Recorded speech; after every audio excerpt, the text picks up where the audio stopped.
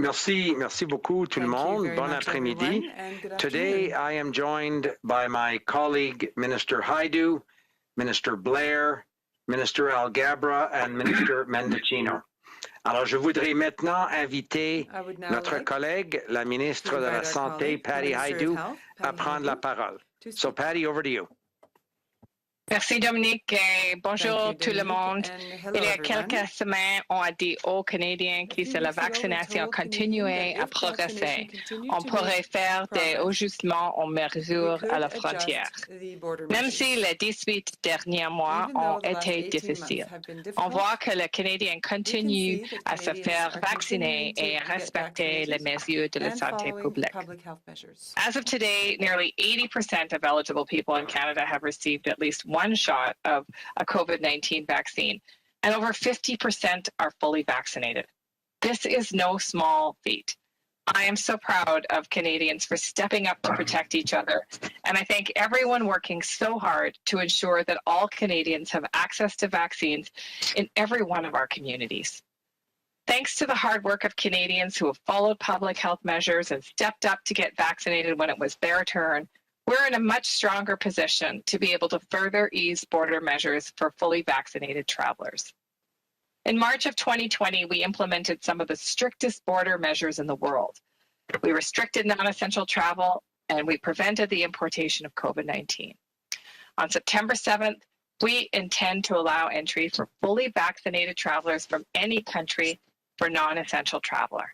Travelers will have to be fully vaccinated with a Health Canada authorized vaccine at least 14 days prior to entering the country. But ahead of that date, on August 9th, a number of important changes at the border will come into effect to allow fully vaccinated United States citizens and permanent residents who are currently residing in the United States to enter Canada for non-essential purposes. The same requirements will apply. Travelers will have to be fully vaccinated with the Health Canada authorized vaccine at least 14 days before entering the country. Our approach at the border has always been based on the latest science and evidence. This approach will be, the relaxation of measures will be a gradual process, taking into account the vaccination rate of Canadians and our own epidemiological situation. These changes will also mean adjustments to other measures at the border and on arrival for vaccinated travelers arriving in Canada. All travelers, regardless of vaccination status, will still need a negative pre-departure test. However, starting August 9th, we will shift to a mandatory randomized testing for fully vaccinated travelers. So only those that have been randomly selected will need to complete a day one test. This shift allows us to focus efforts on unvaccinated travelers while still keeping track of new variants. Also, as of August 9th, the 3-night government-authorized hotel stay requirement will be eliminated for all air travelers. Travelers will now be able to go directly to their quarantine location to complete their 14-day quarantine. I'll take this opportunity to thank the many hoteliers across the country who stepped up to support Canadians and did such a phenomenal job. Last month, we also told families we would look at the quarantine requirements for children. Today, I can confirm to families traveling with children under 12 that children will be exempt from quarantine, but they will still have to follow strict public health measures. This means they can accompany their parent or guardian out of the house to their destination, so long as they avoid group settings like summer camps, school, or childcare for 14 days. The current testing and quarantine requirements will not change for unvaccinated or partially vaccinated travelers. They will still be required to complete their 14-day quarantine as well as day 1 and day 8 tests. It has been nice to be able to see friends and family this summer, but we do see international evidence that the pandemic is not over. Thanks to the hard work of Canadians, things are much better here in Canada. And our progress has been hard-won. It is very important, and we cannot risk it. We are all excited to reunite with friends and family. But if we're going to be able to continue to see this progress, we need to continue to be safe. So please, if you haven't already, get vaccinated. If you know someone in your community who needs help to get vaccinated, lend a hand. And if you're not feeling well in any way, stay home, and reach out to get tested. Together, we can continue to protect each other and get our lives back. I really look forward to your questions. Thank you very much.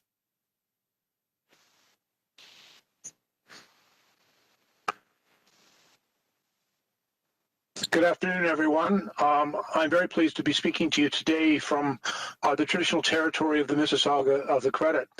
Since the very start of the pandemic, the government has acted with the utmost caution to protect the health and safety of Canadians and to deal with this global challenge. That was the case in the very worst days of the pandemic when we implemented strong measures to secure our borders. And it remains the case now with the approach that we are taking to ease those measures in steps with what we believe to be decreasing risks. Let me acknowledge that this has been very difficult. I had a conversation earlier today with the border mayors of Ontario, and they made it very clear how difficult this has been for their citizens and for their communities. We recognize that people are anxious for the border reopen. But from the outset, we have taken a cautious and careful approach, and we will always put the health and safety of Canadians first. Today's announcement is a step in that direction, while maintaining key restrictions that are necessary to ensure that we can continue to control the spread of COVID-19 and its variants. Starting at August 9th, as Minister Hajdu has indicated, fully vaccinated American citizens and permanent residents will be able to enter Canada for discretionary travel provided that they are currently residing in the U.S. and that they are arriving from the United States. That will be followed on September the 7th by the reopening of our border to discretionary travel, but for fully vaccinated travelers from any country who meet specific entry requirements. If they are eligible to enter Canada, fully vaccinated travelers will no longer have to quarantine upon arrival. The earlier start date of August the 9th for fully vaccinated American citizens and permanent residents is an acknowledgement and recognition of our shared border and our close relationship with the United States. It will give us the opportunity to test our processes and to ensure that they are effective in maintaining the health and safety of Canadians. This means that vaccinated U.S. travelers will be able to visit Canada, but it's important to note that the U.S. has not announced a reciprocal reopening of its border at this time. While each country will make its own rules and regulations, we have agreed that any move to adjust restrictions will be guided by science, as well as the potential risks to public health and operational capacity at our shared border. We will continue to have regular conversations with our U.S. partners to ensure the safety, security, and economic well-being of our respective countries. On August the 9th, to enter Canada, eligible fully vaccinated American citizens and permanent residents must also meet the pre-arrival testing requirements. In other words, they must continue to provide proof of a valid COVID-19 molecular test as is currently required. They must also be asymptomatic, and they must provide contact and travel information and proof of vaccination in English or French electronically through the ArriveCan app before arriving at our border. It's important for travelers coming to Canada to have their ArriveCan receipt and documents ready, including a digital or paper proof of vaccination before they arrive at the border. Likewise, it's the traveler's responsibility to plan ahead before heading to the border to ensure that they meet all mandatory requirements for entry. Once at the border, travelers must provide the required information and documents so that the Border Service Officer can determine if they may enter Canada. And they must also answer all vaccination and health screening questions. All travelers must also still present a suitable quarantine plan and be prepared to quarantine in case it's determined at the border that they do not meet all of the conditions required to be exempt from quarantine. Currently, all travelers arriving in Canada are subject to mandatory on-arrival test. Starting on August the 9th, a modified surveillance-based testing strategy will be implemented at select airports and land border crossings for fully vaccinated individuals. There will be no changes to the mandatory testing requirements for unvaccinated or partially vaccinated travelers. And to reiterate, the changes that we've announced today take effect on August the 9th for fully vaccinated American citizens and permanent residents who are currently residing in the United States, and beginning on September the 7th for fully vaccinated travelers from any country who meet specific entry requirements. And until then, all foreign nationals coming to Canada for discretionary travel purposes, such as tourism, will be turned away at our border. This includes those who are fully vaccinated. And additionally, As of August the 9th, Canadian citizens and permanent residents traveling to the United States for less than 72 hours will be allowed to take their pre-entry test in Canada prior to their departure, and it will remain effective and in effect for the full 72 hours. Today's announcement follows discussions and consultations with our provincial and territorial partners, as well as our counterparts in the United States and around the globe. These border decisions are guided by facts, scientific evidence, and the best advice available from our public health experts. Our top priority must continue to be the health and safety of all Canadians. And that's why we will continue to monitor the public health situation in Canada and around the world, including vaccination rates and risks posed by the variants of concern. Should the situation evolve in any way which is concerning, we are prepared to adjust our border policies as necessary. Thank you very much. And I'd now turn the floor over to my friend and colleague, Minister Alghabra. Thank you very much, Minister Blair. Good afternoon, good morning, everyone. Bonjour à tous. Hello. I also would like to begin by acknowledging that I'm speaking with you from the traditional territory of the Mississaugas of the Credit First Nation. Today, as we continue to see positive progress in the public health situation, I'm pleased to provide an update on the transport front for our reopening plan. Our government is committed to taking a cautious approach to ensure the safety of Canadians and the safety of all travelers who are authorized to enter Canada. Since the spring of 2020, international passenger flights to Canada have only been allowed to land at 4 airports: Montreal, Toronto, Calgary, and Vancouver. International passenger flights to Canada will now be allowed to land at 5 additional Canadian airports: Halifax, Quebec City, Ottawa, Winnipeg, and Edmonton. Les voyageurs internationaux pourront atterrir à 5 aéroports supplémentaires.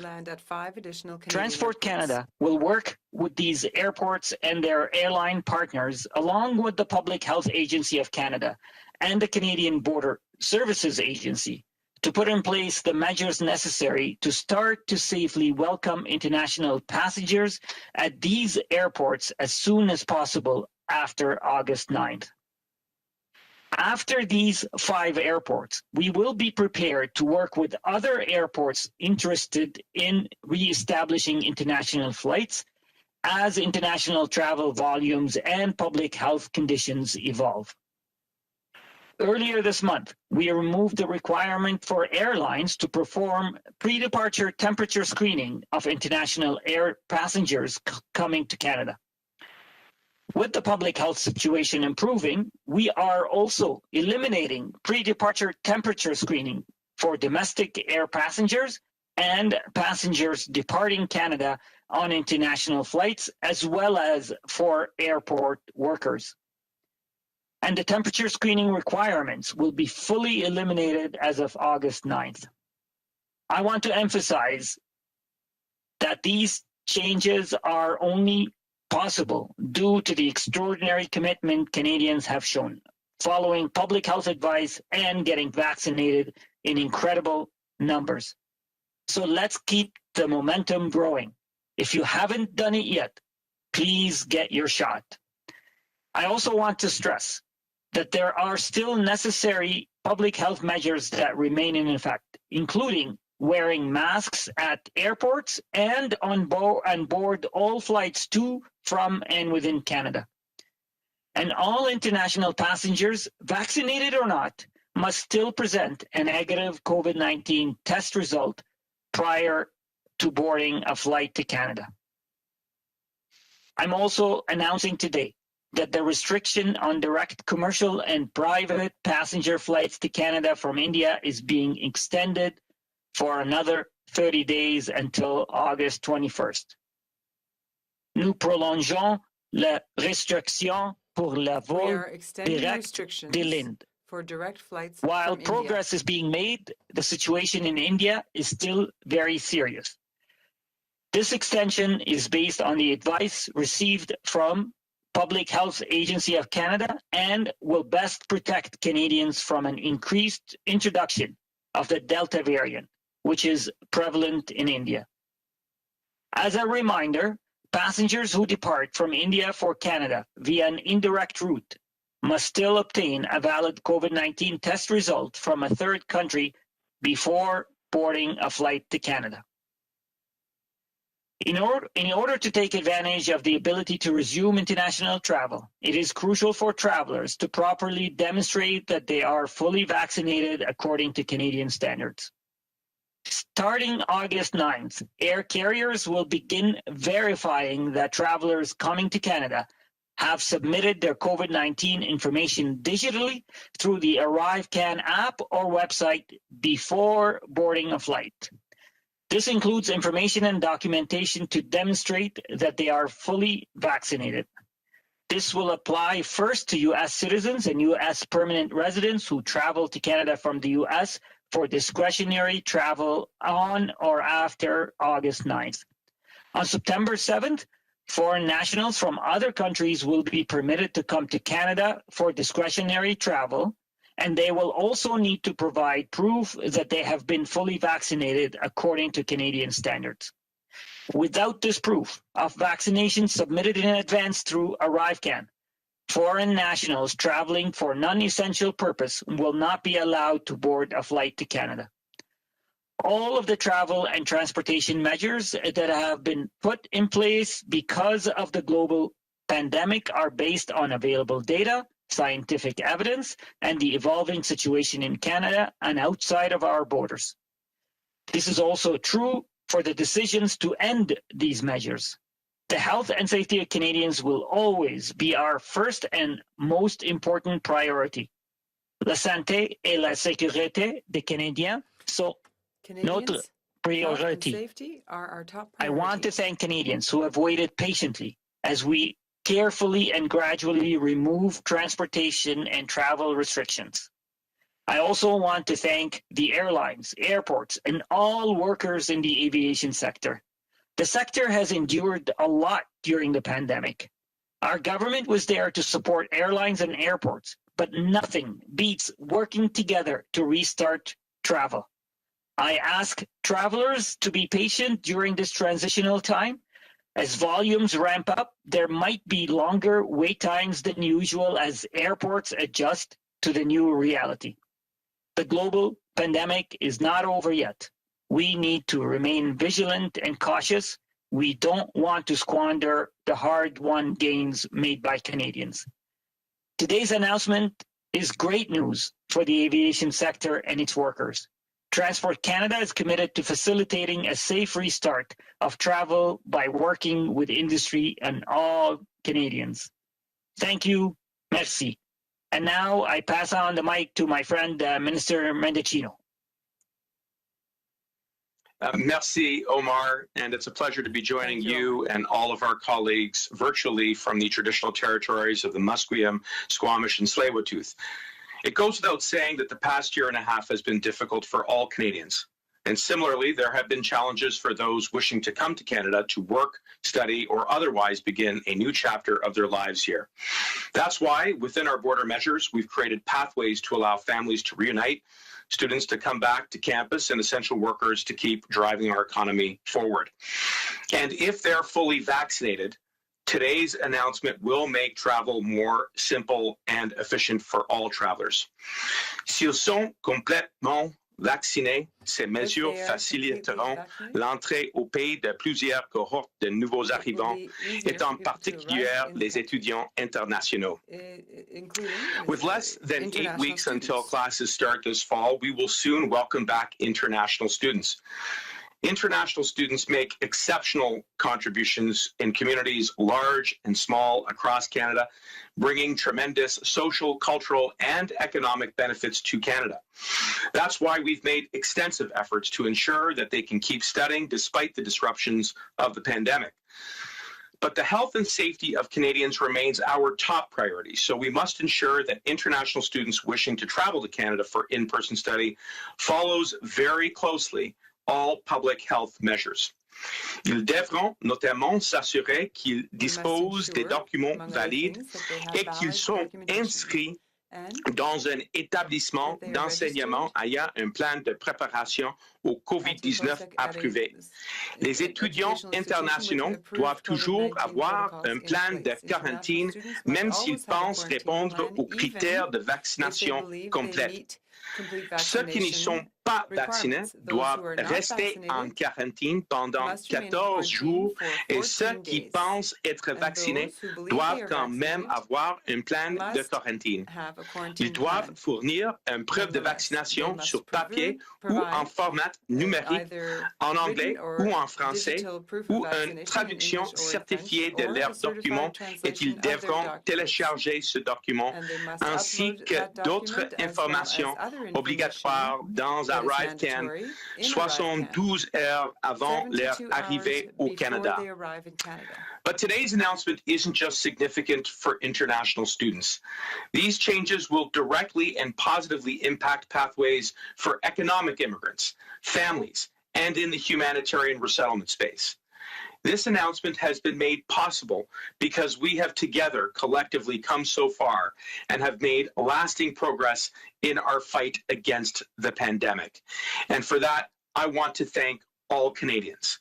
Everyone's diligence, sacrifice, and hard work means that we can once again to begin to carefully reopen our borders. Safely and responsibly, we will continue to welcome newcomers and cast our eyes towards our economic recovery and a bright future. Thank you, merci, and I will now turn it over to Minister LeBlanc. Merci beaucoup, Marco. Thank you, Marco. Alors, comme vous avez entendu de mes collègues, à compter du 9 août, les citoyens et les résidents permanents des États-Unis pleinement vaccinés pourront entrer au Canada pour un voyage discrétionnaire à condition qu'ils soient présentement résidents des États-Unis et qu'ils arrivent en provenance de ce pays. Cette mesure sera suivie le 7 septembre par la réouverture de notre frontière aux voyageurs entièrement vaccinés en provenance de n'importe quel pays, à condition qu'ils remplissent les conditions d'entrée prévues. La date d'entrée plus hâtive du 9 août pour les citoyens et les résidents permanents des États-Unis entièrement vaccinés tiennent compte de notre frontière commune et de notre relation privilégiée avec notre voisin du Sud. C'est donc dire que les voyageurs américains vaccinés pourront visiter le Canada. Mais il faut souligner que les États-Unis n'ont pas annoncé pour le moment une mesure réciproque de réouverture de leurs frontières. Chaque pays établit ses propres règles et règlements.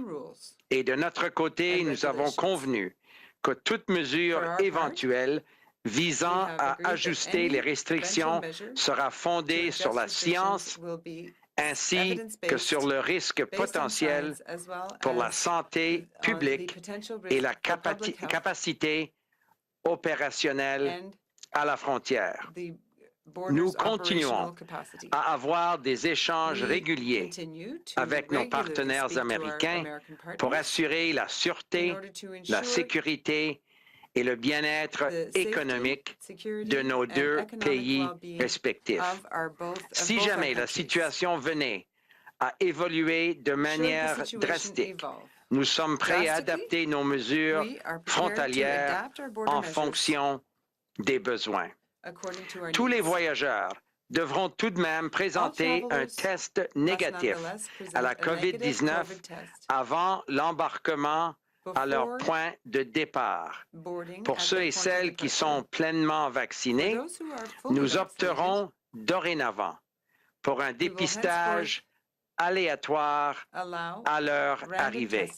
Donc, seuls les voyageurs sélectionnés devront se soumettre à un test au jour 1 de leur séjour au Canada. De plus, À partir du 9 août, l'obligation de séjour de 3 nuits dans un hôtel autorisé par le gouvernement sera éliminée pour tous les voyageurs aériens. Les voyageurs pleinement vaccinés, les voyageurs non pas pleinement vaccinés, pas entièrement vaccinés, pourront alors se rendre directement à leur lieu de quarantaine pour y effectuer leur quarantaine de 14 jours. Dans le cas des familles qui voyagent avec des enfants âgés de moins de 12 ans, ces derniers seront exemptés de la quarantaine obligatoire, mais devront se conformer aux mesures de santé publique. Ainsi, ils pourront accompagner leurs parents ou leurs tuteurs jusqu'à destination, à la condition qu'ils évitent des groupes, par exemple, dans les camps d'été, les écoles ou les garderies pendant 14 jours. Aucun changement n'est apporté aux exigences en matière de dépistage pour les voyageurs non vaccinés ou partiellement vaccinés. Voici maintenant ce que vous devez retenir des commentaires de mon collègue, le ministre des Transports. Les vols internationaux de passagers à destination du Canada seront désormais autorisés à atterrir dans 5 aéroports additionnels canadiens. L'aéroport d'Halifax Stansfield, l'aéroport Jean-Lesage de Québec, l'aéroport McDonald-Cartier d'Ottawa, l'aéroport James Armstrong Richardson de Winnipeg et l'aéroport d'Edmonton. Plus tôt ce mois-ci, nous avons supprimé l'obligation pour les compagnies aériennes d'effectuer un contrôle de température avant le départ des passagers aériens internationaux arrivant au Canada. Avec l'amélioration de la situation de la santé publique, nous éliminons également le contrôle de la température avant le départ pour les passagers aériens domestiques et les passagers au départ du Canada sur les vols internationaux, ainsi que pour les employés des aéroports. Et les exigences de contrôle de la température seront complètement éliminées à compter du 9 août. J'annonce également aujourd'hui que la restriction des vols commerciaux et privés directs de passagers vers le Canada en provenance de l'Inde est prolongée de 30 jours jusqu'au 21 août. Bien qu'il y ait eu des progrès, la situation en Inde demeure inquiétante. Cette extension protégera mieux les Canadiens contre une introduction accrue du variant Delta qui est répandu en Inde. De plus, les passagers qui partent de l'Inde pour le Canada via une route indirecte doivent toujours obtenir un résultat de test COVID-19 valide d'un pays tierce avant d'embarquer sur un vol à destination du Canada. Et finalement, à compter du 9 août, les transporteurs aériens commenceront à vérifier que les voyageurs venant au Canada ont soumis leurs informations sur la COVID-19 numériquement via l'application ou le site web d'ArriveCan avant d'embarquer sur un vol. Cela comprend des informations et des documents démontrant qu'ils sont pleinement vaccinés. Cela s'appliquera d'abord aux citoyens américains et aux résidents permanents qui voyagent au Canada à des fins discrétionnaires ou facultatives à compter du 9 août, ainsi qu'à ceux et celles de Saint-Pierre et de Miquelon. Toutes les mesures de voyage et de transport qui ont été mises en place en raison de la pandémie mondiale sont basées sur les données disponibles, les preuves scientifiques et l'évolution de la situation au Canada et à l'extérieur, évidemment, de nos frontières. C'est grâce à ces efforts, les efforts des Canadiens, que nous pouvons annoncer ces allègements aux mesures sanitaires. En date d'aujourd'hui, 70% de notre population a reçu au moins une dose de vaccin contre la COVID-19 et 50% des Canadiens sont pleinement vaccinés. Continuons nos efforts afin d'atteindre un taux d'immunisation encore plus élevé. Surtout, n'oubliez pas d'aller vous faire administrer votre deuxième dose afin de vous protéger et protéger vos familles. Merci. We're obviously now happy to take your questions. So, Jean-Sébastien, over to you. Merci beaucoup, Monsieur le ministre. Donc, tel que mentionné, on va maintenant passer à la période de questions. Ministers will now be happy to take your questions. As usual, it will be one question and one follow-up per journalist. Donc, comme d'habitude, ça va être une question et un suivi par journaliste. And I will now pass it over to the operator for the first question. Je vais maintenant passer la parole à l'opérateur pour la première question. Thank you. Merci. Please press star 1 at this time for any questions. S'il vous plaît, appuyez sur étoile 1 maintenant pour poser une question. And our first question, notre première question est de Richard Zussman from Global News. Please go ahead. La parole est à vous.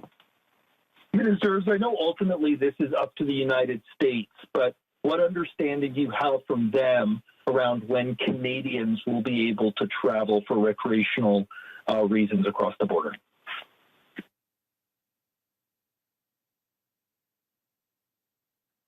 Perhaps if I may begin to answer that question, subject to any additional information my colleagues may have. I spoke last Friday to Secretary Mayorkas, the Secretary of Department of Homeland Security. We discussed and I revealed to him the measures that Canada would be implementing at our border. He indicated to me at this time they've not yet made a decision. They anticipate their current measures will likely be rolled over on July 21st. They are obviously considering additional measures and data, but at the present time, they have not indicated a plan to make any changes in their current border restrictions that are in place.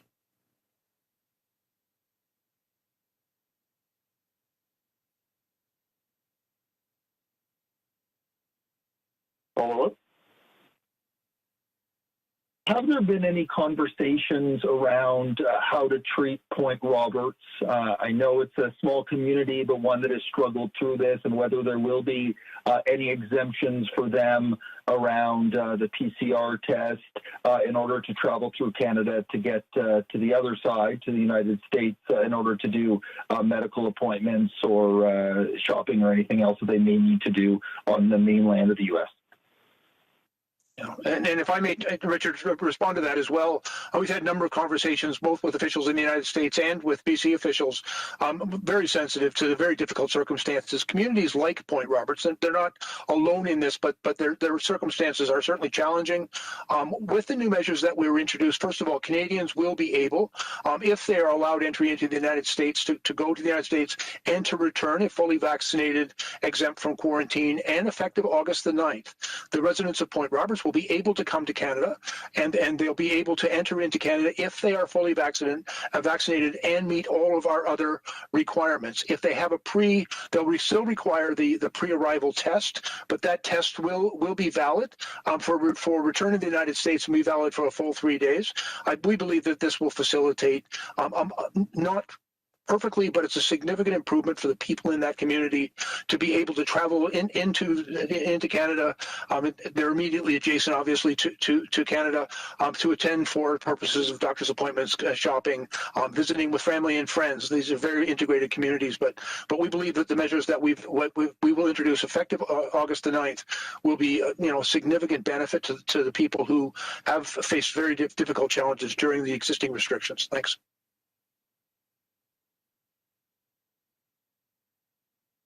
Thank you, Minister Blair. Operator, next question. Opérateur, prochaine question. The next question, la prochaine question est de Lina Dib de la Presse canadienne. Please go ahead. La parole est à vous. Merci. Minister Hajdu, my question is for you. I wonder if you could specify again the stat, because I heard two different numbers of how many Canadians got their first dose and how many their second.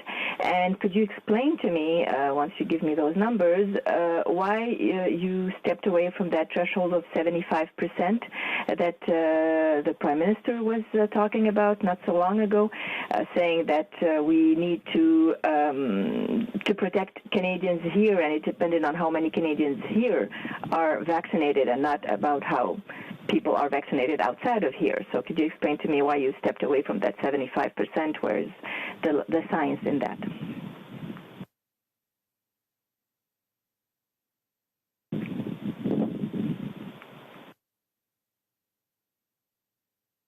Thank you very much. Merci pour la question. C'est très important de reconnaissance que ces mesures aujourd'hui pour les personnes qui sont tout vaccinées. This is today's announcement is really about international travelers, Americans, and later international travelers that are fully vaccinated. We are not changing our measures at this time for individuals that are not fully vaccinated. And of course, this is based on emerging evidence from around the world that vaccination does provide a high degree of protection for individuals for both contracting and therefore transmitting COVID-19. We'll be, of course, monitoring the data at the border, and we have actually, since we've been allowing for vaccinated Canadians to forgo quarantine just recently. And of course, we see in those numbers of the 63,000 fully vaccinated Canadians that have re-entered Canada, a handful of people have tested positive, in fact, under 10 individuals. So, you know, the data that we're basing the decision on today is really about a growing sense of the protection of vaccination, both for infection and for onward transmission. The numbers I quoted today, it's as of today, nearly 80% of eligible people in Canada have received at least one shot of COVID-19 vaccines, and over 50% are fully vaccinated. So we can see that we're on the right path in terms of our own vaccination campaign. It is why we're proceeding carefully with this announcement today of the resumption of entry into Canada for fully vaccinated individuals, both from the U.S. and later on for international travelers. Okay, so as my follow-up, I hope you still can hear me. So when you say you're going to be watching and are ready to change whenever something happens, what would be the trigger for changing the rules once again? What would be the changing the rules in a way of, you know, closing up more? What exactly will you be watching for? Il y a trois buckets qui nous regardons pour ces décisions. There are three real kind of buckets of data, if you will, that the Public Health Agency of Canada is monitoring very closely to make advice to the Government of Canada, to provide advice to decision makers about any changes of stance on the border. One would be our own immunization campaign. How are we proceeding to that ultimate goal of the best protection for Canadians possible? And, you know, obviously, we've talked about 75% fully vaccinated, 80% fully vaccinated. Of course, the more people that are fully vaccinated, the more we can protect this new normal that we see ourselves in just about every province. Secondly, we're watching our own domestic data. What are the case rates in the provinces and territories? Are we seeing a rise in hospitalization or even worse in ICU rates or deaths? These are very important metrics that we constantly monitor with provinces and territories. And of course, we work closely with those premiers as well as ministers of health and the medical officers of health from each province and territory to understand their own situation and their own concerns or strengths as it may be. And then finally, of course, monitoring the international data Do we see the rise in potentially more infective variants that are emerging and creating breakthrough cases in fully vaccinated individuals? What is the state of our international partners' vaccination campaigns, and what is the state of the pandemic? We know this virus has thrown us many curveballs internationally and here in Canada over the last almost 2 years now, and so all of those data points are constantly monitored by the Public Health Agency of Canada.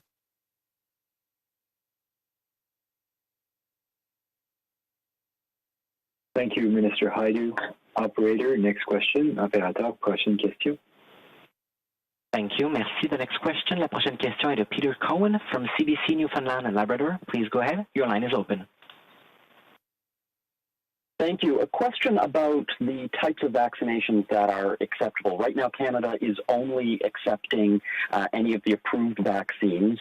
Why is it not accepting other vaccines that may be WHO approved, especially when there are Canadians who are going to be traveling to other countries where we're hoping and expecting that they will recognize vaccines even though they may not be approved locally?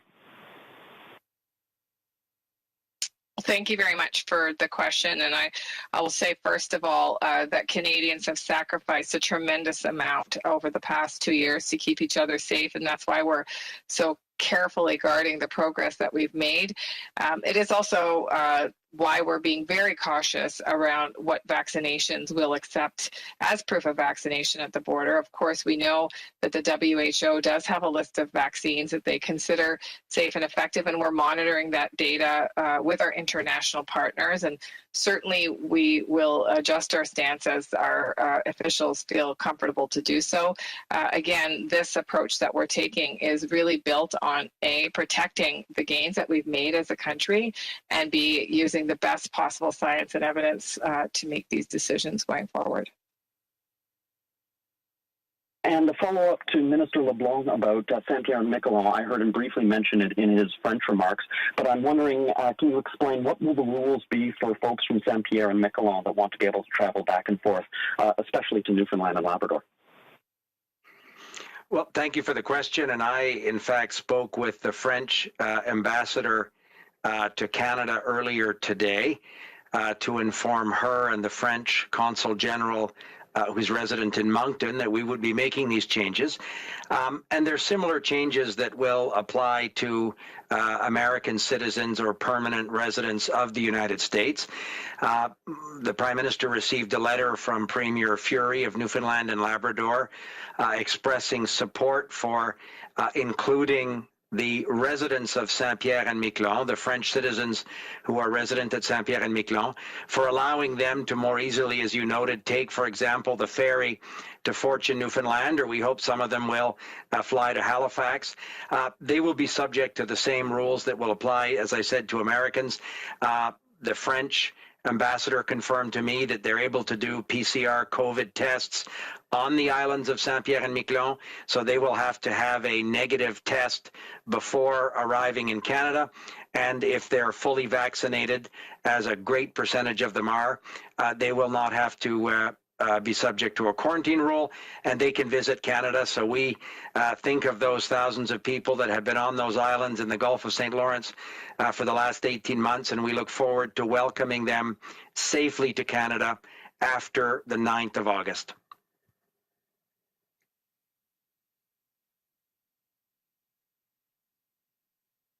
Thank you, Minister LeBlanc. Operator, over to you. Opérateur, à vous pour la prochaine question. Thank you. Merci. The next question. La prochaine question est de Boris Proulx du journal Le Devoir. Please go ahead. La parole est à vous. Bonjour, Monsieur le ministre. Vous avez dit que vous avez présenté votre plan à vos homologues américains. J'aimerais juste avoir la précision suivante. Est-ce que vous leur avez demandé d'ouvrir aussi leurs frontières aux citoyens canadiens? Peut-être vous me permettez de répondre à la question. Comme mon collègue, le ministre Blair, a bien mentionné, ça fait évidemment des mois et des mois que nous avons des discussions avec l'administration américaine, avec le gouvernement américain quant aux mesures aux frontières. Depuis le début de la pandémie, nous avons collaboré avec le gouvernement américain afin de protéger les citoyens de nos deux pays respectifs. Nous comprenons que les Américains vont prendre des décisions quant à l'ouverture de leurs frontières pour les voyages discrétionnaires. Nous espérons qu'au bon moment, le gouvernement américain va pouvoir évoluer leurs mesures aux frontières. Cependant, nous respectons que c'est leur décision.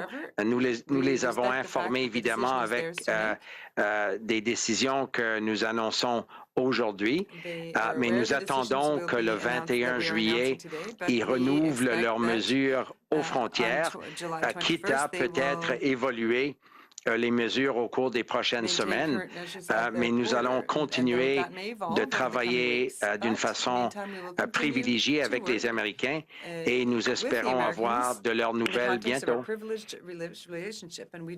Merci. En suivi, le 9 août, ce sera terminé les quarantaines obligatoires à l'hôtel désigné par le gouvernement fédéral pour tous les voyageurs. Je voulais vous demander si, en rétrospective, en regardant ce qui s'est fait, si ça n'avait peut-être pas été la meilleure décision de votre gouvernement d'avoir mis ça de l'avant.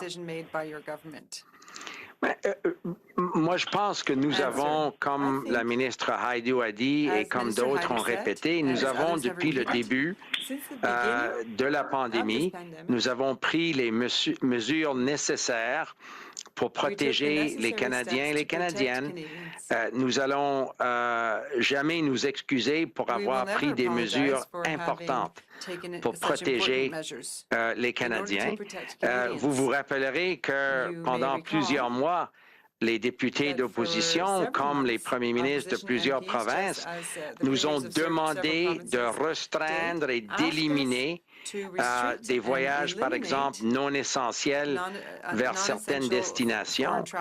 Nous avons pris nos décisions basées sur les avis scientifiques, les avis des médecins, mais nous avons aussi pris des décisions importantes pour envoyer un message aux Canadiens, surtout l'hiver passé, que ce n'était pas le temps de faire des voyages ou des vacances, par exemple, à l'étranger. Nous avons continuellement répété ces conseils-là et nous avons pris les mesures globalement que nous avons jugées appropriées pour restreindre et limiter les chances que les Canadiennes soient sujets à des cas de COVID ou à l'importation des infections de COVID-19 aux frontières internationales. Et je pense, vous serez d'accord, que la recherche a démontré que les mesures aux frontières ont été très importantes pour effectivement réduire et presque éliminer l'importation de la COVID-19 de l'étranger. Et c'est ça qui était pour nous la priorité depuis le début de la pandémie.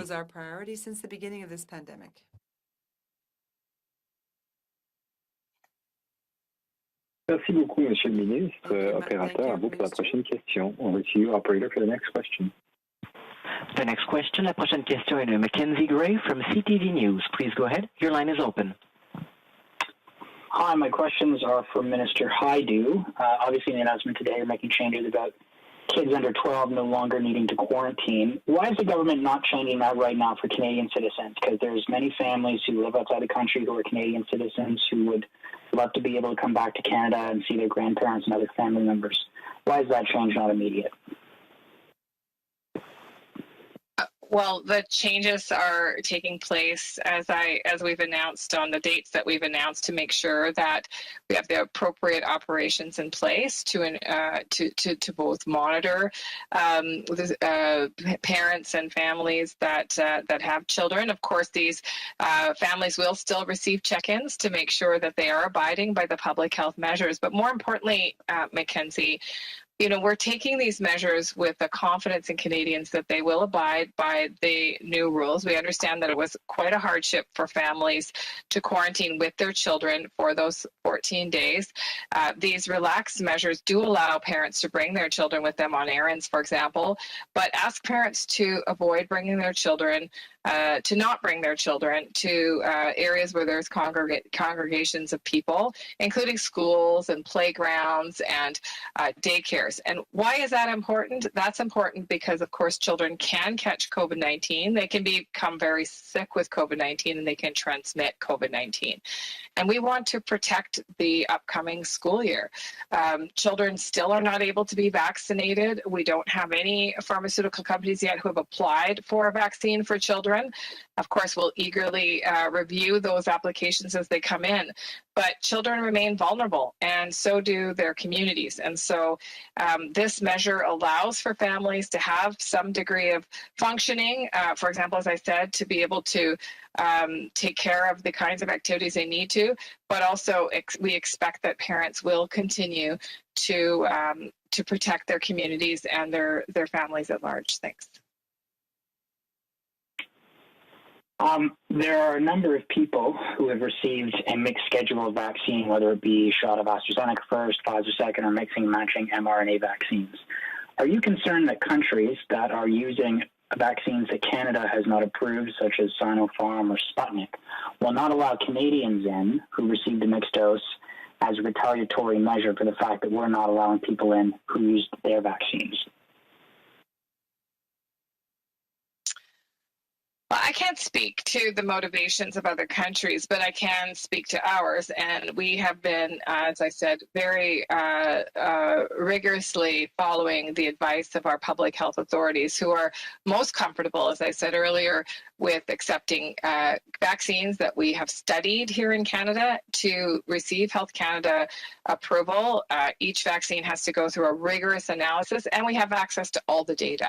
So as we continue to understand the effectiveness of other vaccines that have been developed in other countries and other settings, we'll continue to work with those partners as well as the WHO. And undoubtedly, as vaccine campaigns get underway and we have better real-world data around the effectiveness of those vaccines, we will be able to adjust our measures. But for now, given that we know these vaccines, we know their effectiveness, that is the choice that we've made, and it is on the advice of our public health authorities.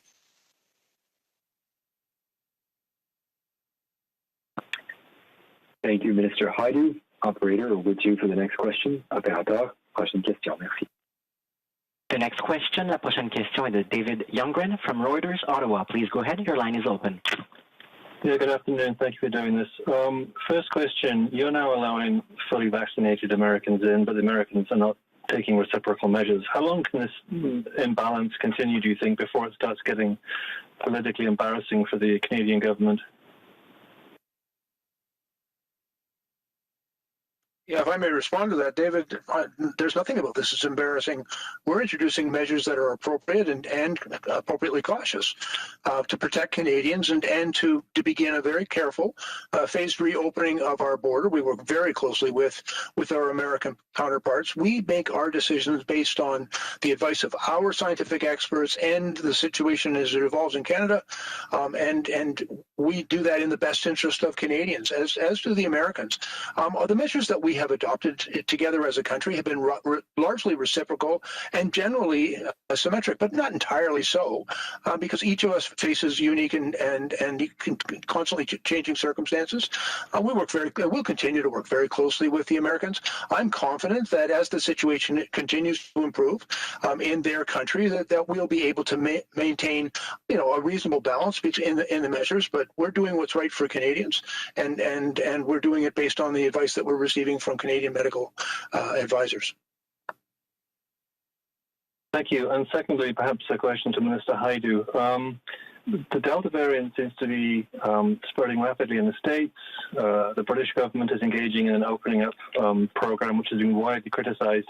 I know you say that only fully vaccinated people will be allowed in, but what would you say to people who think this is just too much of a risk, to allowing people in from Britain and the States, given what's happening with Delta? Well, thank you for the excellent question. And Your question reflects the thinking that we've had guided again by the public health authorities. And that is why we continue to maintain that all travelers are required to do a pre-departure test, regardless of their vaccination status. This also helps to eliminate any asymptomatic infections in vaccinated individuals who might not think that they have contracted COVID-19. And again, I'll point to the early but emerging data from the earlier measures that we put into place to allow fully vaccinated Canadians to enter without the requirement to quarantine. And of the over 63,000 Canadians that have entered with those relaxed measures, and with full testing, by the way, on day one, we've identified under 10 individuals that have been positive. These are infinitely small numbers. Nonetheless, your question also speaks to the need to continually monitor that data, not just at the border, but certainly our own domestic data and the learnings of the many international partners that are very unfortunately seeing a significant increase in infections, including the United States. Thanks. Thank you, Minister Hajdu. And operator, over to you for the last question today. Donc, opérateur, à vous pour la dernière question. The next question, la prochaine question est de Juliane Lapointe de Radio-Canada. Please go ahead. La parole est à vous. Bonjour, j'aurais une question concernant les enfants. Vous dites que les enfants n'auront plus à faire de la quarantaine obligatoire, mais qu'il sera conseillé d'éviter les lieux collectifs. Est-ce que vous pouvez préciser qu'est-ce qu'on entend par un lieu collectif? Ce qui est compris là-dedans, puis est-ce que c'est pas peut-être un peu flou finalement comme directive qu'on envoie? Ben, Juliane, peut-être je peux offrir des précisions et si d'autres collègues veulent ajouter par après. Je pense que nous avons dit et nous comprenons très bien la situation de familles qui voyagent, surtout après ces mois tellement difficiles et qui ont des enfants qui n'ont pas pu se faire vacciner parce que pour le moment, les vaccins ne sont pas approuvés pour les enfants. Alors, nous sommes conscients de cette situation difficile pour les familles qui veulent quand même voyager d'une façon sécuritaire. Alors, les conseils que nous avons eus, par exemple, de la Dr Tam et d'autres, c'est qu'il n'y aura pas de quarantaine obligatoire pour les enfants, une quarantaine de 14 jours, s'ils sont accompagnés, évidemment, des parents ou d'un tuteur qui est pleinement vacciné. Mais les consignes sanitaires des autorités provinciales ou locales devront quand même s'appliquer. Alors, les familles vont prendre conscience des mesures locales qui s'appliqueront. Et aussi, nous allons évidemment déconseiller des visites de ces enfants-là dans des endroits comme des garderies, comme des écoles ou comme d'autres endroits où il y a énormément de capacité de transmettre la COVID-19 si jamais il y avait un enfant qui avait la COVID-19.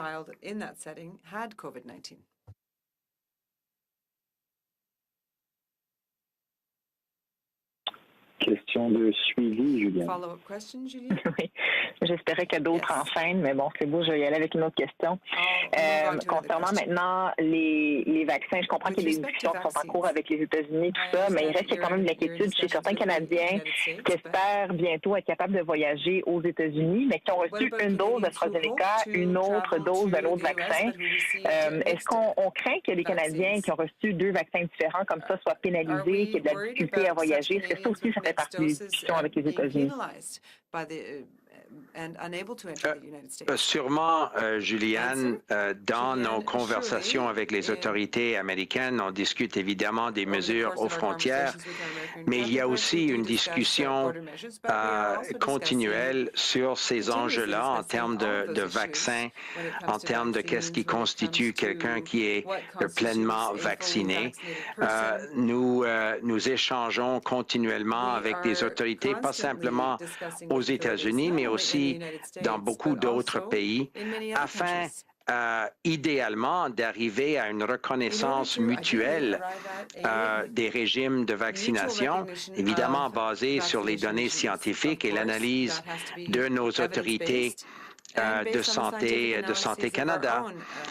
Mais je sais que les autorités de Santé Canada parlent très souvent, évidemment, avec leurs homologues américains, précisément pour arriver à une conclusion appropriée qui ne va pas devenir un empêchement, comme vous avez dit, pour un voyage potentiel pour un Canadien ou une Canadienne qui a suivi effectivement les avis et les conseils de leurs autorités sanitaires dans la province ou la juridiction où ils habitent.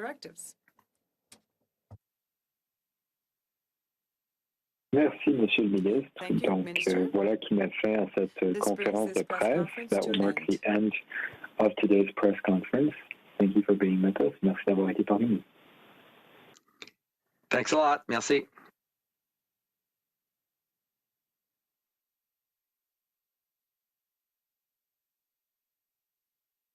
Thank you. Merci. The conference has now ended. La conférence est maintenant terminée. Please disconnect your lines at this